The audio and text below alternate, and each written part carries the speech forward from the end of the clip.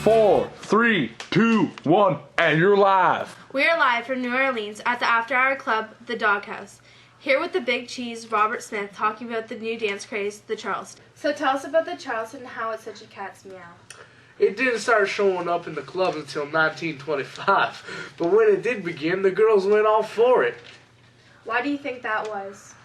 Girls could get all dolled up in short dresses, take a swig of giggle water, and they went crazy. Arms and gams flying everywhere. It was always the bee's knees when these chains loosened up. What was the reason behind them dancing so recklessly? Well there, my swanky friend. There was a reason these girls in my club got a wiggle on. They liked to mock the dries who supported the prohibition. So, Baby Grand, they danced because of the prohibition? Absolutely. But don't get me started on that whole balled up situation. All right there, Bimbo. Thank you for your time.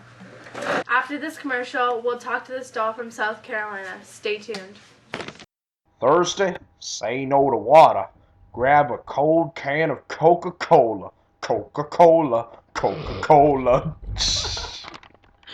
And we're back here with our special guest, Rose. So tell us, Rose, what's it like in South Carolina? Why, it's a hot dog. Lots of dancing, especially the nifty Charleston. Do you know where the Charleston originated from? The Charleston originated from an African-American dance called the juba. The juba was known to be formed as late as the 19th century. This dance requires you to move your arms and legs freely. This dance obviously transformed over time. What has changed? They changed the dance to hold the appeal of the people watching. Also, it became more mainstream in both Canada and the USA. The people responsible for this dance are born in the American South and other places of America, and also Canada. The reason of this is because the dance alters each time someone new dances it. So, kind of like the game telephone? Now you're on the trolley. Be on the level with me. Why do you think this dance was so popular? It started off as a rhythm. Then the Broadway show Running Wild, which started off in 1923, came around and got mildly popular one year in 1926 to 1927. Everyone loves the Charleston. What do you think the Charleston contributed to Canadian society? The Charleston contributed to Canadian society by bringing joy to the people and as well as a fun pastime in the form of a dance. How is this dance affecting people now? The impact that this dance had on the community is it made speakeasies, bootleg, and basically the whole prohibition more popular. Not to mention it gave us Janes an employment as flappers so we can make a little dough. Stay with us for the short broadcast commercial. Hey you! Me? Yes you. Do you like Mama's cookies? Yeah? Do you want to make them right now? Yeah? We'll rush to the store and buy some sugar. Alger Sugar Company. Best for the family. Thank you for staying tuned. Now tell us, Rose, in the future, how do you think this dance will affect people? I think the way people dance and what they listen to will obviously change, due to the fact that the Charleston is such a unique dance in itself. The Charleston has opened a gateway to people's minds to explore new dances and techniques themselves. Has there been any improvements since the dance was invented? First off, it was created as an African-American dance called the juba. Then it was transformed when it was on Broadway to make it more appealing. Not to mention, nowadays, it's altering to people's liking in different cities and clubs. How is the Charleston danced?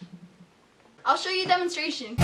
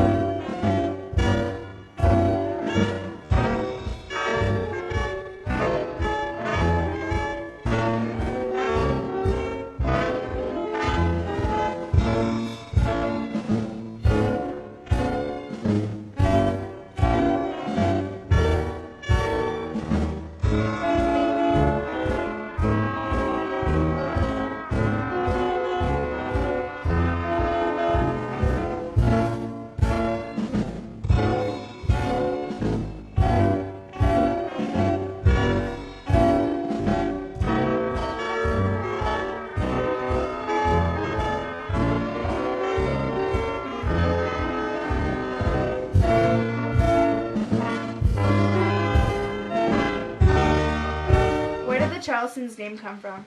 It's heard that the dance to Charleston came from my small town in South Carolina called Charleston. Well, that's all the questions I have for Rose. Thank you for your time, Rose. Let's ankle down off to the closest club. Stay tuned for next week's radio broadcast on Al Capone. Have a good night, everyone.